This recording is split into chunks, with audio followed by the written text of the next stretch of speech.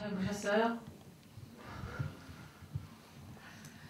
오늘 지금 여러분들 망대 짧은 듯 되게 긴 영화를 보셨는데요. 오늘 감독님 모시고 그 망대에 대한 이야기들, 여러분들이 들었던 것들을 같이 얘기를 나눠보는 시간을 하겠습니다. 저는 여러분들 대신해서 질문자의 입장으로 해서 감독님께 질문을 드리고 감독님의 이야기를 주로 많이 듣는 시간을 가져보도록 하겠습니다.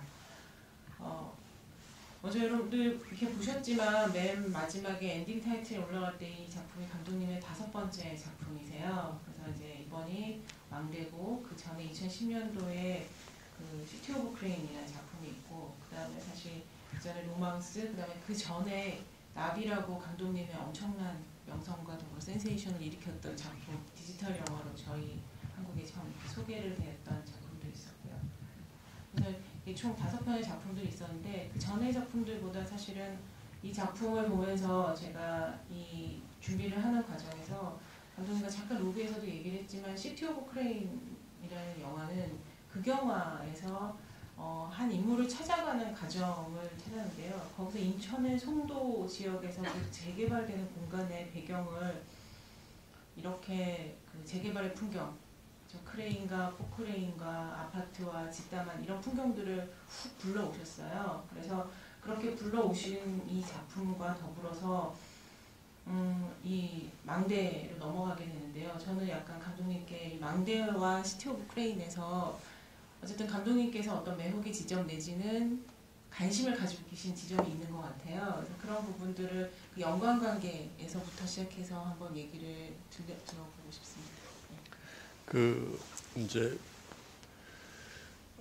제가 이제 개인적으로 관심이 있는 거는 이제 서울하고 경기 지역이 되겠죠. 어쨌든 간에 한국에서 가장 개발이 제일 잘 된 곳이니까. 근데 이제 제가 옛날에 한 10몇 년 전에 찍었던 나비에서부터 시작되는 건데 사실은 이 서울 경기 지역이라고 하는 곳이 이제 급조가 된 지역이다 보니까 과거도 없고 그다음에 미래는 어떻게 될지 모르니까 이제 오직 현재만 있는 그런 찰나적인 공간 같더라고요. 그런 것에 관심을 많이 갖게 됐어요. 이제 그래서 공간이라든지 그런 것에 관심을 갖게 됐고 그런 느낌들이 되게 좀 허무하다 그럴까요? 서울이나 경기 지역의 공간들이 되게 허무하다. 사실은 없어져도 아무도 아까워하지 않을 것 같은 그런 대단히 좀 이렇게 시간의 흐름을 잘 느낄 수 없는 그런 공간 같더라고요. 그래서 이제 관심을 갖게 됐죠. 그래서 그런지 감독님의 이번 작품을 보면 시간의 흐름을 굉장히 명료하게 표현을 해내셨어요. 그래서 재개발의 공간에 대한 이야기, 망대에 대한 이야기를 이 시간의 흐름으로 표현을 해주셨잖아요. 그래서 이 부분에 대한 것들은 어떻게 시간의 흐름을, 특히나 구름의 이미지들을 굉장히 빠르게 하고 전체적인 부분들, 이런 부분들을 어떻게 표현하신 건지. 이제 그 얘기를 하려 그러면은 이 망대가 어떻게 만들어졌는지부터 얘기를 하긴 해야 될 것 같은데, 이제 이게 춘천의 약사동이라고 하는 되게 조그만 동네예요. 근데 여기에 정말 보잘것없는 이제 탑이 하나 있다 그래서 마을 주민들하고 이제 근처에서 활동하시는 문화단체하고 시하고 이렇게 협동을 맺어가지고 이 마을이 곧 사라지니까 이 마을을 기록하자는 취지에서 제가 이제 알바 차원에서 이렇게 며칠 찍어주는 걸로 내려갔었는데 가서 이제 제가 꽂혔죠, 마을에. 그래서 이제 찍게 됐는데 찍으면서 이제 자연스럽게 느꼈던 게 이 아파트가 없다 보니까 거기다가 마을이 언덕 위에 있다 보니까 구름이 되게 잘 보이는 거예요. 그래서 그러면은 저 구름이 흘러가는 모습을 찍으면 참 재밌겠다. 그런 단순한 생각에서 시작됐는데 이제 그렇게 하나하나 차곡차곡 쌓이면서 이루어진 건데 시간이 흘러왔다는 것, 그러니까 지금까지 시간이 흘러왔고 시간이 이렇게 눈에 보이는 것 같았어요. 그 마을을 있다 보니까 제가 좀 어렵게 얘기했는데 오래된 마을을 가보시면은 아니면 오래된 물건을 보시면은 시간이 보인다고 하잖아요. 그래서 자연스럽게 이제 그런 기법들이 쓰이게 됐고 그런 느낌들을 받게 되면서 시간이 쌓여 있는 곳이구나. 그러면 참 이건 돈으로 주고 살 수 없는 건데 이런 것 때문에 이 마구 철거되면 안 되겠구나 라는 생각이 들게 되면서 그러니까 뭐 자연스럽게 그 마을에 애정이 가게 됐죠. 감독님 말씀을 들어보니까 정말 이렇게 하늘이 보이는 지역이 저희 경기 지역 안에서는 거의 없고 하늘을 보게 되면 개발이 되고 있는 그 크레인하고 같이 보게 되는 장면이 있는 것 같아요. 그래서 감독님의 시간을 보면 저는 그런 생각이 들더라고요. 약간 양가적인 부분인데 한쪽은 시간이 공간을 굉장히 두텁게 만들어줘서 그 공간에게 기억과 공간을 더 살아있게 만드는 지점이 있지만 또 감독님의 시간은 개발의 시간인 것 같아요. 그래서 시간이 계속 흘러갈수록 그 개발되는 그 어떤 흐름을 우리가 어떻게 하지 못한다라고 하는 부분들에 어떤 초점이 맞춰져 있어서 시간이 가져오는 약간 부정적인 면, 개발과 속도와 이런 부분들을 같이 맞물려서 읽히게끔 해서 되게 영화를 보면서 양가적인 느낌들을 동시에 공존하게끔 만드는 지점이 또 있었던 것 같아요. 그러니까 이제 이 망대라는 게 그 철거 반대를 위해 찍힌 것도 아니고 또 마을 주민들이 지금 막 싸우고 있는 것도 아니고 싸움도 앞으로는 있겠지만 근데 이제 제가 갔을 때는 이 마을이라고 하는 게 저한테 하나의 캐릭터로서 다가왔었어요. 되게 멜랑콜릭한 캐릭터.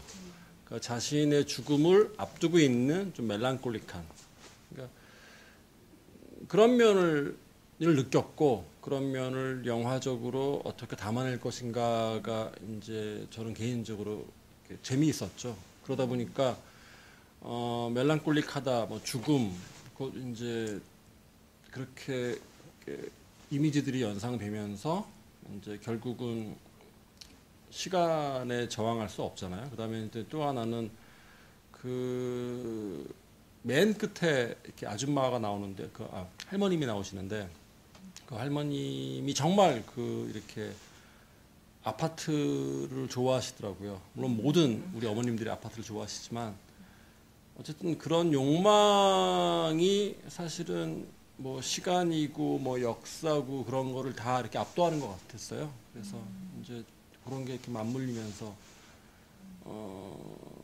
됐죠. 좀 아이러니한 건데 그 할머니 같은 분은 살 날이 얼마 안 남았는데 정말 이렇게 열정적으로 절망적으로 자신의 얼마 남지 않는 삶을 아파트에서 마감하시고 싶어 하시니까 되게 시간이라고 하는 게 좀 아이러니가 있는 것 같더라고요. 그 망대의 주인, 그렇죠. 땅 주인이신 그분 그렇죠. 정말 되게 환하게 웃으시더라고요. 그 공간을 되게 좋아하시는 것 같다는 생각을 좀 들게 됐었고 그런 면에서 보면 이 영화가 사실 보통 재개발의 담론을 불러오는 영화들을 보면 그 공간을 지키고자 하는 자와 그 공간을 지키지 않는 자들은 가해자로 이렇게 하면서 공간에 대한 이야기를 풀어갈 때 이제 피해자와 가해자의 시선들이 굉장히 명확하게 나뉘어질 수밖에 없고 나뉘어지고 그래서 내부자와 외부자 혹은 그 내부자를 돕는 유사 내부자 뭐 이런 사람들의 시선인데 감독님은 거기서 이렇게 훅 가셔서 시간 감시자라고 하는 역할을 가져오시고 그리고 시간 감시자는 나이기도 하고요. 그리고 그 다음에 개발 공간에서 있는 불법 체류자라고 얘기를 하시면서 이들의 이야기들을 이렇게 또 다시 어떤 기록하는 자의 입장으로 이렇게 바라보시면서 풀어내셨어요. 그래서 너무 흥미로운 설정인데 이런 설정을 하시게 된 부분들을 좀 한번 그러니까 이제 그 젊은 사람들은 다 어차피 떠났고요. 늘 그렇듯이 이제 할머니 할아버지 분들만 남아 계시는데 이제 그분들하고 밥 먹다가 이제 이 마을이 어떻게 변할 것 같으냐 하면서 이제 뭐 이런저런 얘기들 들었어요. 그래서 뭐 앞에 천이 흐르고 천을 이렇게 개조하고 그래서 이렇게 되게 이렇게 일직선상에 개천이 흐르고 아파트가 들어서고 뭐 그런 얘기를 듣다 보니까 제가 사는 분당하고 똑같더라고요. 그러니까 그 할머님 할아버님들이 바라는 10년 후에 이 춘천의 모습이 뭐 몇 년 후에 춘천의 모습이 바로 이제 저의 분당의 모습이었어요. 그래서 자연스럽게 그때 그 순간에 내가 미래에서 왔구나. 라는 생각이 들었죠. 그래서 이걸 한번 이용을 해봐야겠다. 어쨌든 간에 저는 외부자고 거기 사는 사람도 아니고 또 하나는 제가 거기 살면서 이제 이 마을을 지키겠다고 하는 사람도 아니고 저는 그냥 정말 이방인이거든요. 그래서 저의 시선을 솔직하게 담을 수 있는 방법이 뭐가 있을까? 그랬을 때 그런 이유 때문에 이제 미래에서 왔다는 걸로 설정을 했고, 그 다음에 그 할머니 할아버지들을 보면서 느꼈던 거는 이제 마을이 사라져가기 때문에 그런지 대단히 이렇게 불안정해 보이셨어요. 그 다음에 마을을 지키고자 하시는 분들은 어떤 울분만, 약간 감정만 남아있는 상태고 대단히 이렇게 부유하는 느낌이었어요. 그래서 이제 그런 느낌, 이런 느낌을 조합해서 이제 좀 극영화적인 느낌이 들어간 거죠. 그래서 이제 불법 체류자라는 타이틀을 특히 그 할머니 할아버지들한테 붙이고 그렇게 해서 이제 이상한 다큐가 나왔죠. 흥미로운 다큐가 나온 거죠. 근데 그 시간감시자의 시선이 사실 되게 재밌는 부분인 게 감독님이 말씀하셨던 것처럼 미래에서 온 공간, 그러니까 재개발의 공간이 되어서 재개발이 될 다음 모습은 지금 현재 가장 개발된 서울이나 분당의 모습을 하기 때문에 현재의 공간이지만 그 미래로 일단 그 공간을 설정을 하고, 당연히 그렇다 보면 재개발의 공간인 이 춘천의 망대의 공간은 과거의 공간이 되는 그렇죠.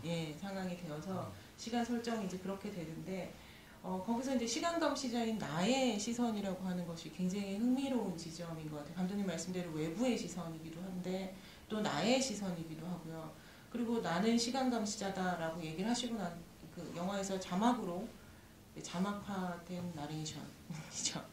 그래서 자막으로 얘기를 하시면서 거기서 바로 그 다음에 CCTV의 영상이 나오는 거예요. 그래서 이거는 굉장히 비인칭적이고 무인의 시선인데 그러면 이 CCTV의 시선으로 시간 감시자가 무엇을 기록하는가? 라고 이렇게 바라보고 있는데 보다 보니까 망대의 시선이 또 그런 시선으로 이 공간을 쭉 바라보게 되는 거예요. 그러면서 망대의 시선으로 이렇게 넘어가다가 그 망대의 시선에서 바라보는 시선이 어느 순간 불법 체류자의 시선으로 이렇게 넘어가면서 약간 이 공간, 그 시간 감시자라고 하는 자의 위치와 시선이 이렇게 점점 이렇게 하다가 어느 순간에 빙 돌아서 불법 체류자의 시선하고도 맞물려지고 망대의 시선하고도 맞물려지는 어떤 지점으로 이렇게 동시에 이렇게 딱 만나지는 지점이 있는 것 같아요. 이제 그거는 이제 제가 그 마을에 처음 가서 한 3일 찍으면 돈을 꽤 주는 알바였어요. 그래서 이제 돈 때문에 갔는데 네. 그 과정이었죠. 뭐 처음에 갔을 때 정말 이렇게 삭막하고 여기서 사람이 살 수 있을까? 개발되는 건 당연히 맞겠다.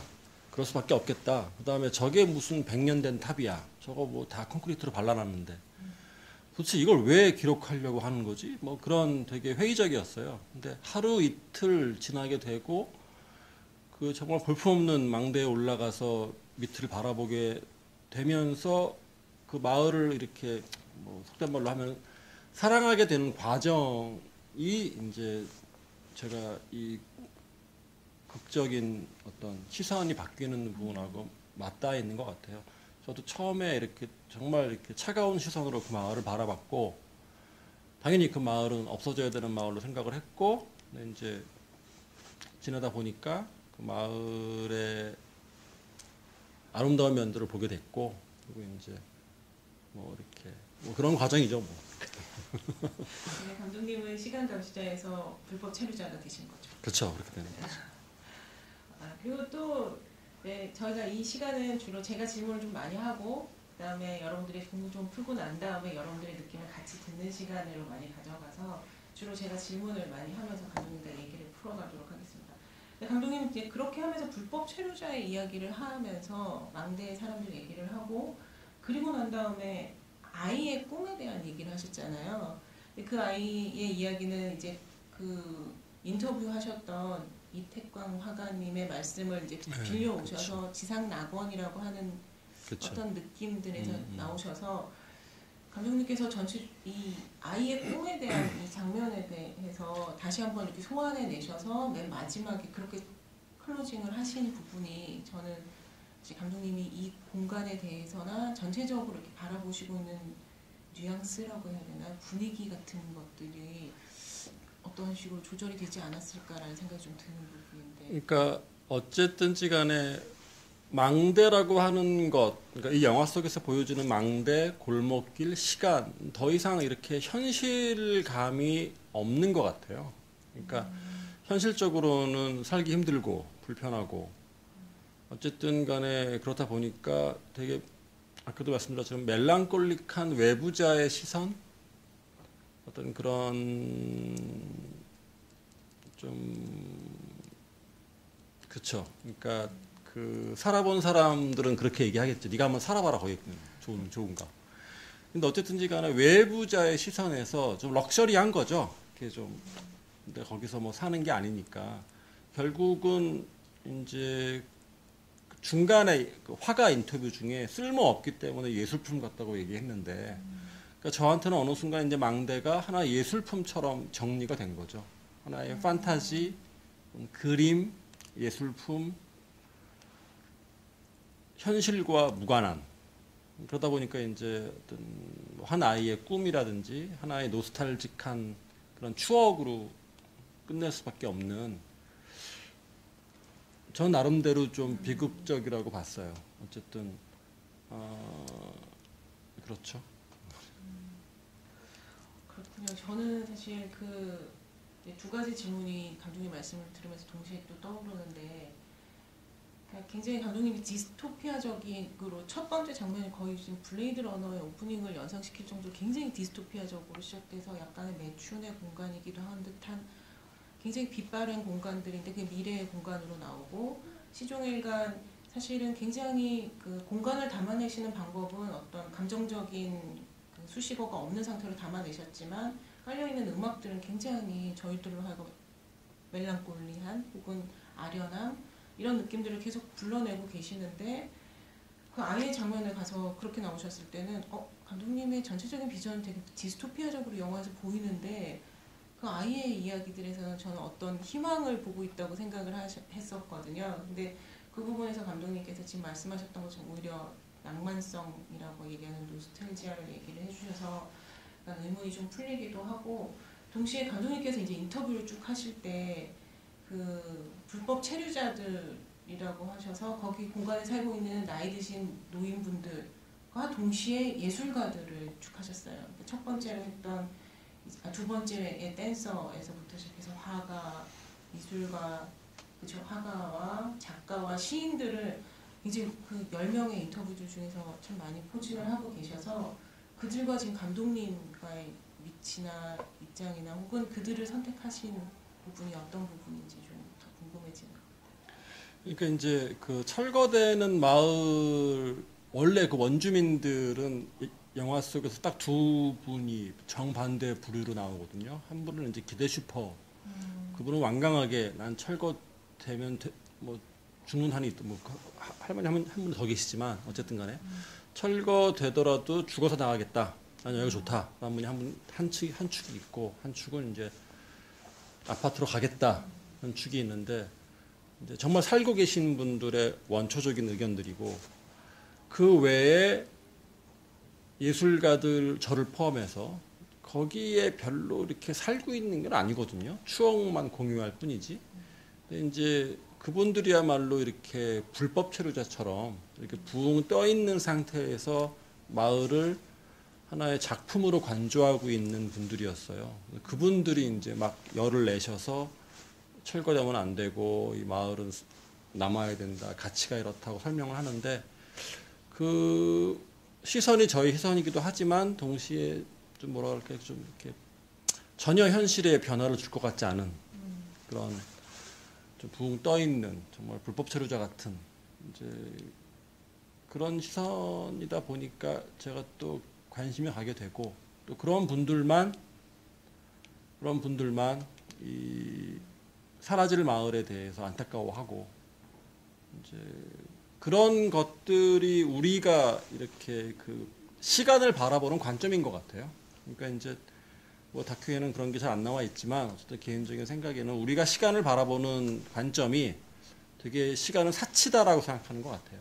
그러니까 시간의 소중함을 얘기하는 사람들은 사치스럽다. 시간이 중요한 게 아니라 앞으로 발전을 해야 되고 개발을 해야 되고 더 안락하게 가는 것이 더 중요하다. 그런 관점에서 시간은 전혀 중요한 게 아니다라는 느낌을 받았고 이제 그게 작품 속에 이렇게 밑에 깔려 있게 되겠죠. 계속 반복되는 그 시간의 이미지들이 하늘과 구름의 이미지들로 계속 이렇게 드러나고 있어서 저는 이 영화 속에서의 망대에서의 시간은 발전의 시간이구나 이런 부분들을 감독님께서 이제 깔고 계신다라는 느낌을 사실 계속 받기는 했었던 부분이에요.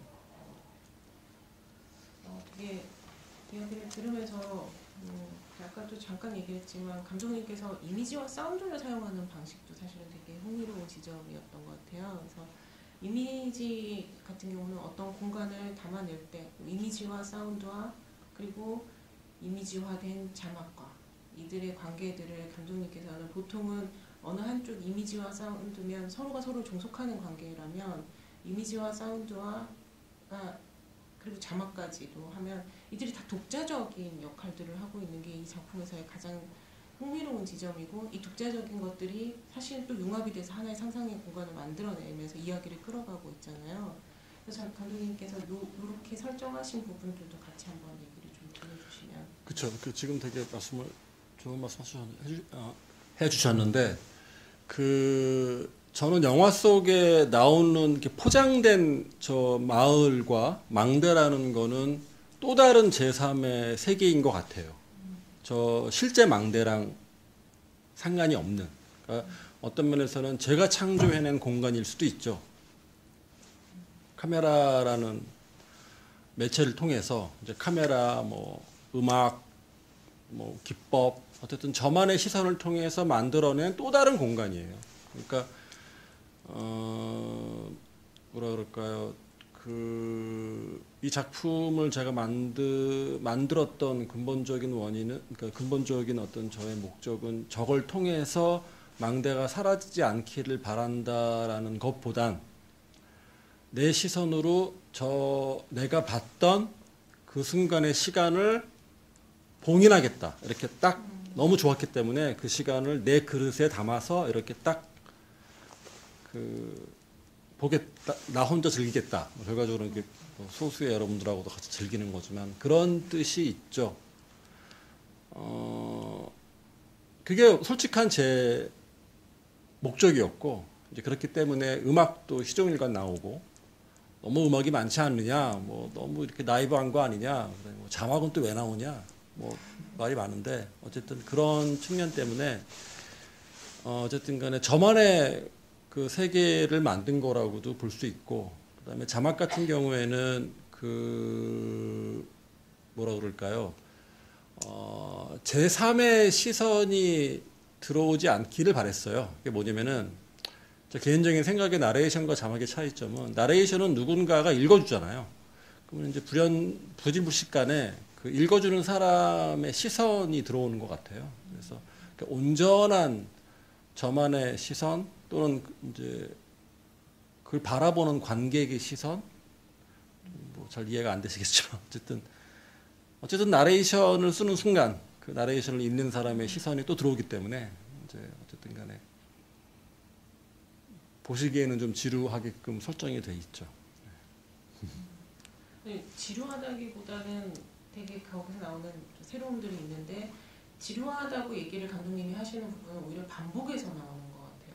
그래서 계속해서 반복을 하고 계시는데 한정된 감독님 말씀하셨던 지금 많은 뛰어난 작품은 알바에서 나온다고 있는 거를 많이 읽고 있기는 하지만 한정된 시간 안에서 감독님께서 그 이미지와 이런 거를 만들어내신다고 하셔서 또 다른 것들을 충분히 넣으셨을 수 있었을 것 같은데 이 지속되는 반복의 이미지들을 계속 사용을 하셔서 관객에게 의도된 지루함이라고 저는 좀 생각이 드는데 그런 부분들을 이렇게 풀어가시는 것들을 역시 또 제가 생각할 때는 감독님께서 그 안에서 하시고 싶은 말씀이 있으셨다고 생각이 들거든요.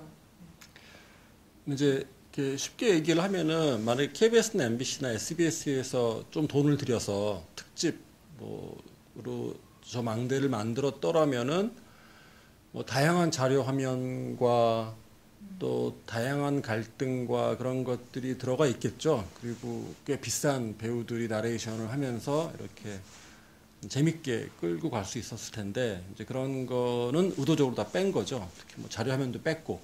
그러니까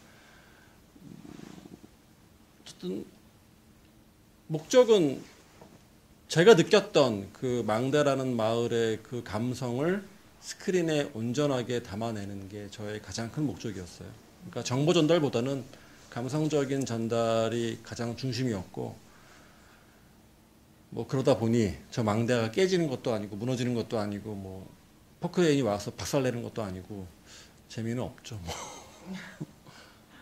근데 그러면서 감독님께서 이제 기록에 대한 이야기들을 이렇게 해주셨는데요.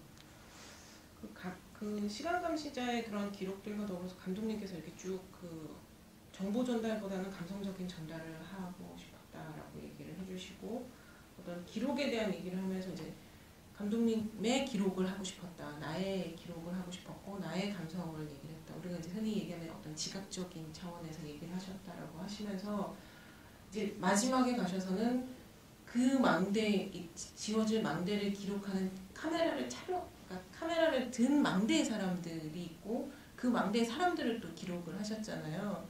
그리고 그런 기록이라고 하는 것을 다시 한번 감독님에게서 어떤 화두를 가지고 계셨다는 것과 동시에 감독님 방금 얘기하셨던 것처럼 나는 그 자료 화면들을 따로 쓰지 않았다라고 얘기를 하시면서 유일하게 쓰신 자료가 망대의 기억을 얘기를 하셨을 때 정말 많은 자료들이 있었을 텐데 그건 또 극영화의 부티지를 가져오셨다고 저는 보여지는데 그 극영화에서 흔히 우리가 전쟁의 이미지라든지 하는 그거를 이렇게 쑥 가져오셨어요. 그러니까 정말 가짜 같잖아요.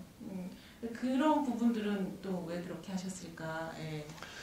이제 그 어쨌든 망대 주변에 사람들이 모였던 거는 6.25 전쟁, 한국 전쟁이 큰 이유였었고 이제 그걸 어떤 형태로든 전달을 하긴 해야 되는데 고민을 많이 했었어요. 근데 이제 운 좋게 춘천에서는 매년 그 춘천 전투를 재현하는 그런 의식이 있어요. 그걸 찍게 됐죠. 그러면서 이제 가짜죠, 가짜. 그냥 군인들이 이렇게 연기하는 거니까. 꽤 연기를 잘하더라고요, 보니까.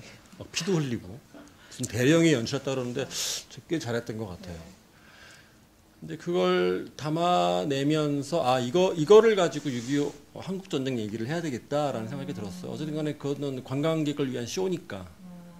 이제 어쨌든 그러면서 자료 화면을 안 써도 충분히 어떤 이미지를 전달할 수 있을 것 같았고, 그 다음에 아까 말씀드린 것처럼 그것도 어떤 뭐라 그럴까 현실이 아닌 또 다른 공간이죠. 뭐 각 시간을 다시 재현하는 거니까. 어쨌든 그랬죠. 좀 뭐라 그럴까요?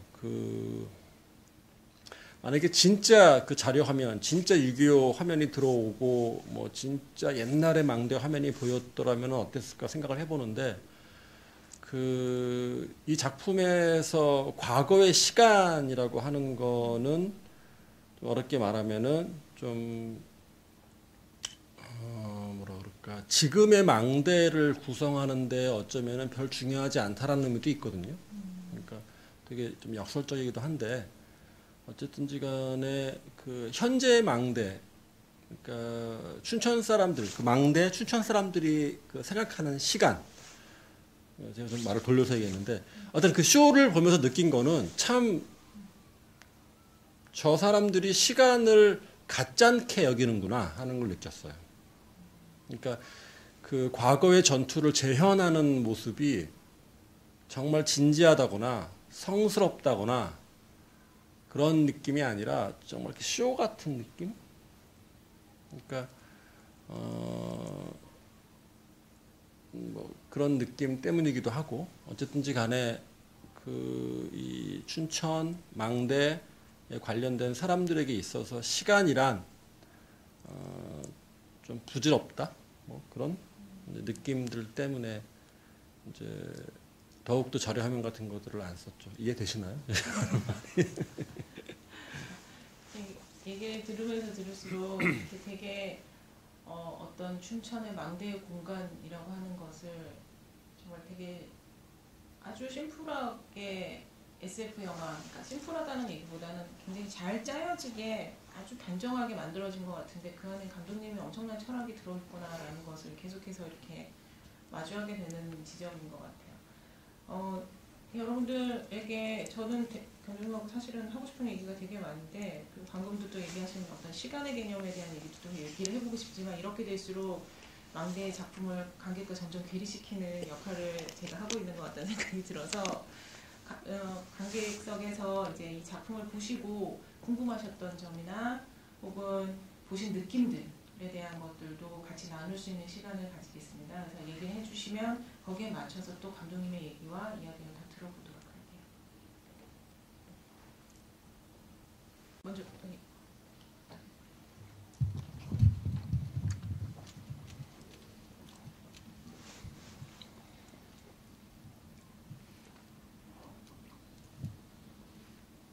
영화에서 아르랑 골목이 보여줬어요. 저는 수색동에서 살아요. 수색동에서 많이 똑같은 골목이 있어요. 대한민국에서 모든 골목이, 모든 이상한 골목이 똑같은 방법으로 만들었어요. 그거는 잘 모르겠는데 만약 계획된 것이 아니라면 자연 발생적으로 생긴 골목길이라고 한다면 비슷하지 않을까요? 누가 이렇게 이쁘게 골목길을 만들자 해서 만든 게 아니라 이렇게 살다가 조금씩 집을 넓히다 보니까 이렇게 골목길이 생기지 않았을까요? 아마 비슷할 수도 있을 것 같아요. 그러니까 그죠? 좀 아이러니한 면이 있죠. 그렇죠. 그 골목길에 대해서 한국에서 살았던 사람이랑 어린 시절을 적어도 80년대, 90년대 요 전에 살았던 사람이라면 이 골목길에 대한 기억들이 굉장히 많거든요. 근데 그 골목길에 대한 기억을 아마 이렇게 한번 생각해 보면 이 영화에서 말했던 거랑 같은 방식일 거라고 생각이 드는 것과 동시에 한국은 집을 지을 때 구획을 미리 정해놓고 집을 딱 외국처럼 이렇게 짓지를 않아요. 그래서 골목들이 어느 공간이 있으면 그 공간이 적절하다고 판단될 때 그냥 들어와서 집을 짓는 방식들이 먼저 있었고 이후에 구획을 통해서 나중에 정리를 해가는 과정이었기 때문에 골목길은 굉장히 자연 발생적인 공간일 수밖에 없었고 근데 그 골목길이 점점 좁아지는 데에는 이제 그런 약간 슬픈 이야기들이 같이 녹여지는 부분들이라고 저도 사실은 이 공간을 영화를 통해서 배웠던 이야기. 그러니까 보통 이렇게 서울에 아직까지 남아있는 골목길을 보게 되면은 이제 모든 사람들이 그러잖아요. 뭐 공동체의 상징, 이건 지켜야 된다. 골목길은 공통의 공간이다. 되게 이렇게 항상 좋은 선한 거의 상징인데 이 마을의 골목길은 그렇게 보기엔 너무 좁았어요. 너무 좁아서 이렇게 좋은 것만 이유가 있을까 하고 이제 막상 좀 물어보니까 그런 슬픈 얘기들이 있더라고요.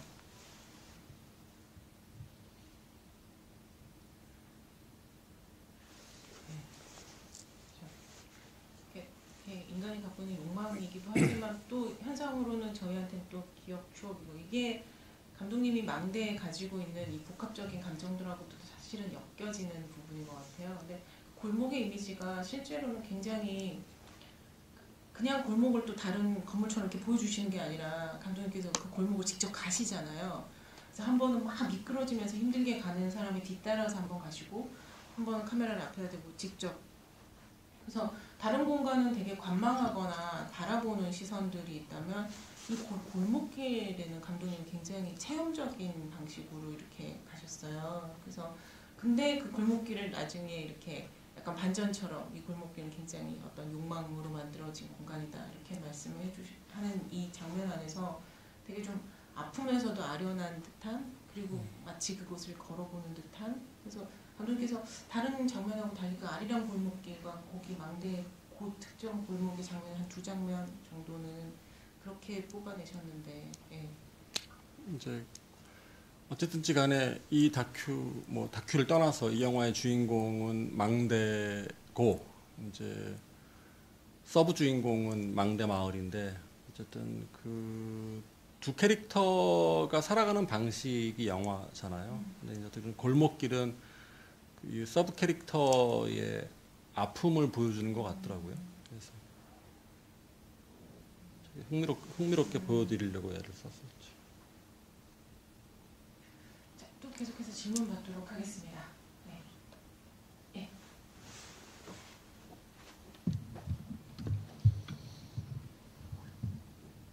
영화를 잘 봤고요.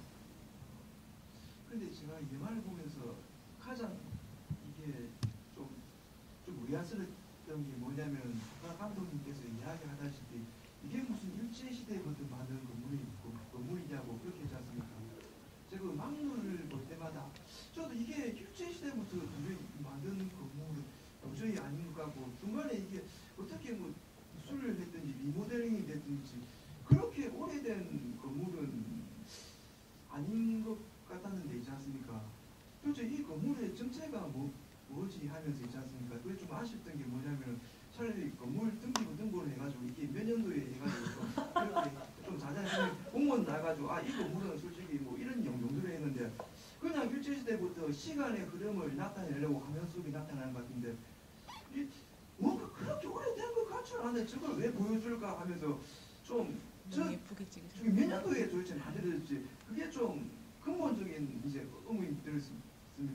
그러니까 저 망루의 정체가 도대체 뭔지 지금 봐도 좀 약간 이해를 할 수 없는 그 정도로 됐고 한 가지 질문은 뭐냐면 뭐 재개발 많지 않습니까? 제가 옛날에 살았던 데도 재개발했고 뭐 서울도 서당동 무슨 흑석동 뭐 그런 곳이 있는데 춘천이나 저기 뭐 약사동에 사는 사람 말고 그냥 대한민국 국민으로서 그냥 이 영상을 봤을 때는 재개발이고 사라지는 것들에 대한 뭐 골목길 여러 가지 감정이 많지만은 저 막루라든지 꼭 춘천 저거를 뭐 보여줌을 해가지고 저것만 나타내는 의미가 뭐 사당동, 흑석동 뭐 또 용산 참사 같은 뭐 좀 정치적인 이슈라든지 거기에 대해 가지고 감독님께서 무엇을 좀 더 말하고 싶은 건지 좀 약간 저는 이해를 못했는데 혹시 감독님의 그 다른 뭐 사라지는 것들이나 그 재개발에 대해 가지고 특별하게 저것은 좀 관객들이 춘천을 이렇게 봐주겠다는 그런 의미가 있는지. 네. 그러니까 저도 처음에 그 망대를 보고서 저게 도대체 무슨 100년 된 건물이냐. 저 내가 보기에는 작년에 만든 것 같은데. 그래서 되게 실망했었어요. 그래서 이거 뭘 찍지? 뭐 돈은 많이 주니까 찍긴 찍겠는데. 근데 이제 며칠 몇 날 있게 되면서 그 망대를 좋아하게 됐어요. 제 바람은 이 작품이 저의 마음을 전달했음을 하는 거거든요. 사실 이 작품에서 자료 화면도 안 쓰고 아무것도 안 쓰고 뭐 그런 거 전혀 없는 이유는 사실 저한테는 저 망대가 과거에 뭐였는지는 별로 중요한 게 아니거든요.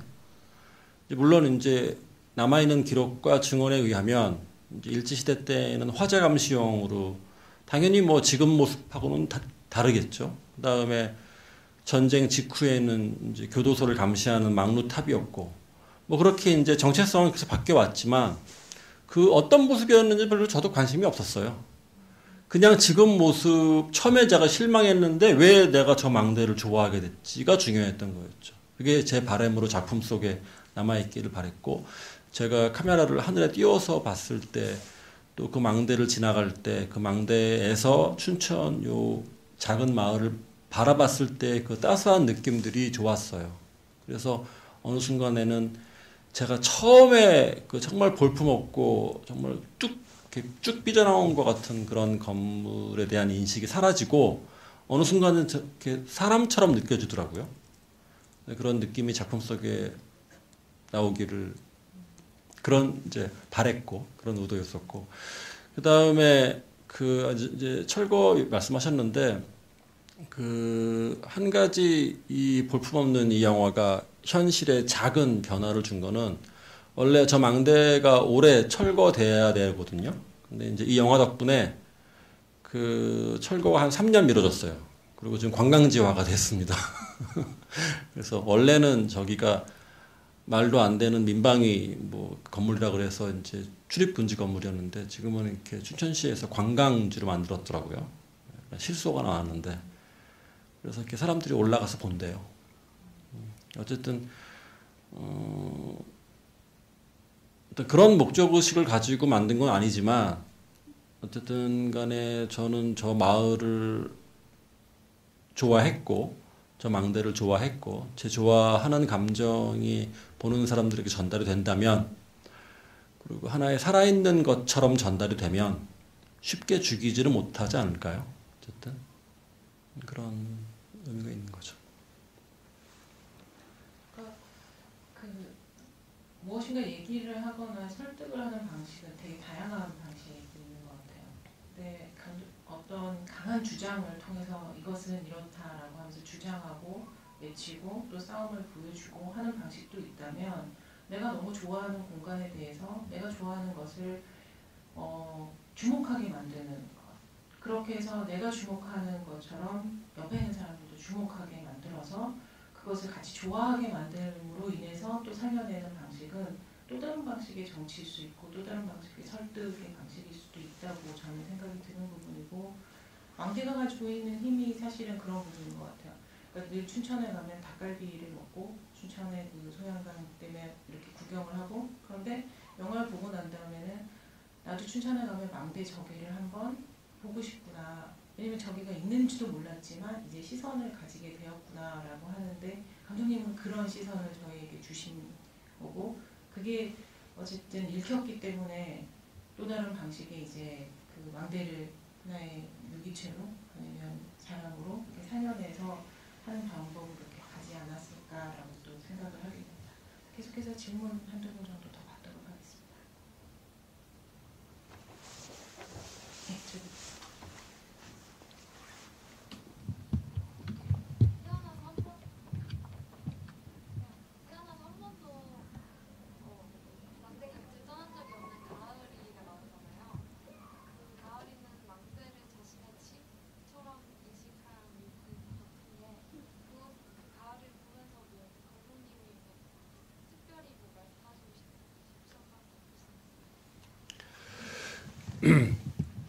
저도 이제 비슷한 생각이었어요. 그 망대 왜 그런지 모르지만 망대 곁을 떠나지 않은 그런 강아지인데 그런 다큐는 쑥 지나가듯이 그냥 스쳐 지나가듯이 나오는데 저 가을이가 이렇게 그 나쁜 사람 좋은 사람을 가린대요. 다큐에서는 막 정말 스쳐 지나가듯이 나오긴 하지만 어쨌든 간에 망대의 일부라는 생각이 들었어요. 그래서 낯선 사람을 짓고 또 친한 사람을 반가이 맞아주고 어쨌든 간에 뗄래야 뗄 수 없는 망대의 한 요소? 뭐 망대의 친구? 사람들도 농담식으로 망대의 수호자라고 하는데 어쨌든 뭐 그냥 망대죠. 망대의 또 다른 면이겠죠. 뭐. 그 댄서가 처음 이렇게 망대를 바라보면서 만났던 아이도 가을이고 그다음에 그 할머니가 이렇게 막 이렇게 하시는 것도 그렇죠. 또 할머니 얘기할 때 예쁜 사람은 알아본다고 얘기했을 때 감독님이셨어요? 저한테 짓던데요. 감독님이 예쁘시지는 않잖아요. 그렇죠. 잠깐 궁금했습니다. 자, 또 질문 한 번 더. 자, 끝에.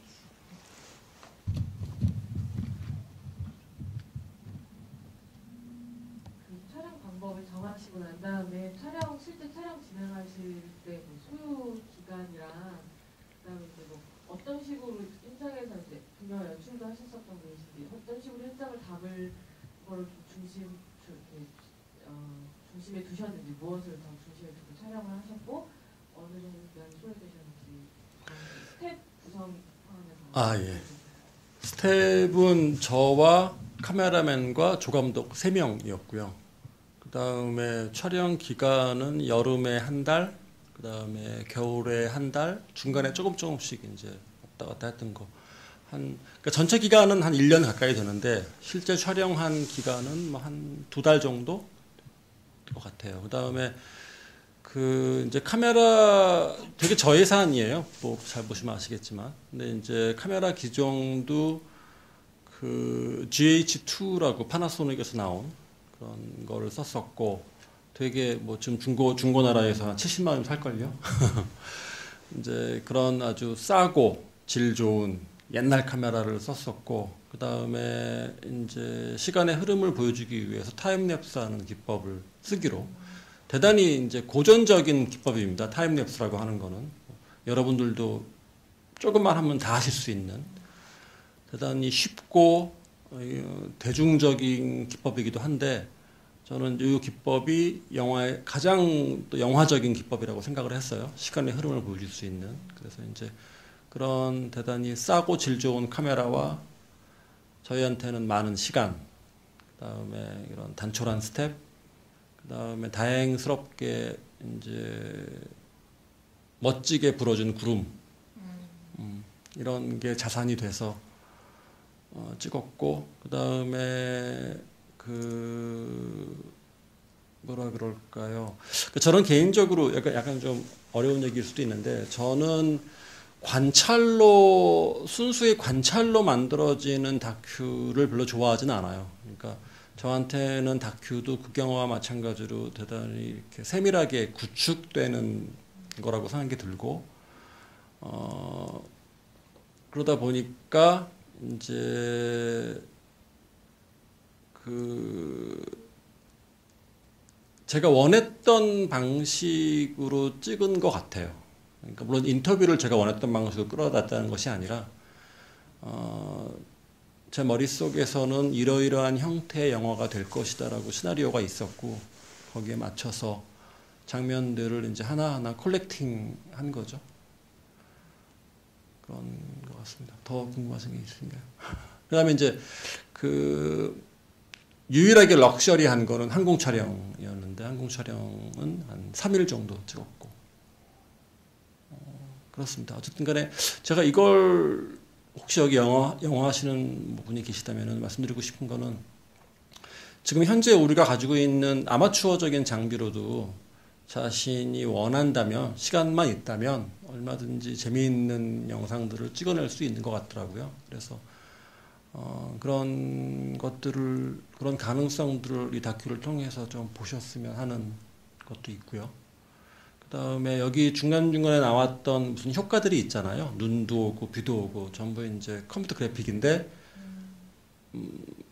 뭐 전혀 돈이 안 들어가는 그래픽입니다. 이거는 이제 파이널 컷이라고 하는, 여러분들도 잘 아시는 그런 편집 프로그램에 있는 그냥 기능들이에요. 그러다 보니까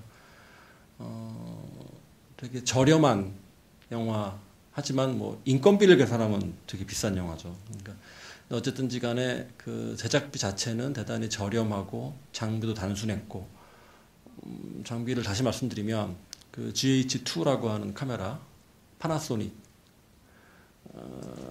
뭐라 그럴까요? 지금은 이제 독립영화 하시는 분들이 캐논 마크 2, 마크 3 뭐 이런 거를 많이 쓰세요.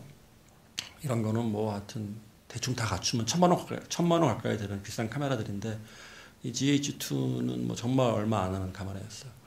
그렇다고 그다음에 전동 슬라이드라고 하는 기계가 있어요. 이렇게 자동 모터가 달려가지고 이렇게 혼자서 움직이는 슬라이드가 있거든요. 여기 중간에 잠깐 보시면은 카메라가 움직이는데 하늘도 같이 움직이는 게 있잖아요.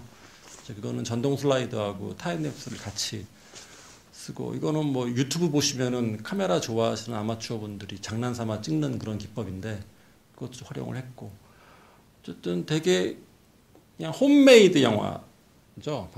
찍은 방식은 정말 홈메이드인데, 뭐 그렇게 근데 되게 재밌게 찍었습니다. 이제 저는 뭐 쭉 많은 영화를 찍어오면서 70명, 80명, 100명 하고도 이제 영화를 찍는데, 저렇게 단촐하게 찍을 때가 제일 행복해요. 사실은 부담감도 없고, 정말 내가 찍은 그 장면이 내 것 같은 느낌도 들고, 여러분들도 시간 되시면은 비슷한 방식으로 찍으시면 어떨까 싶습니다. 희망과 동시에 절망을 주는 이야기죠.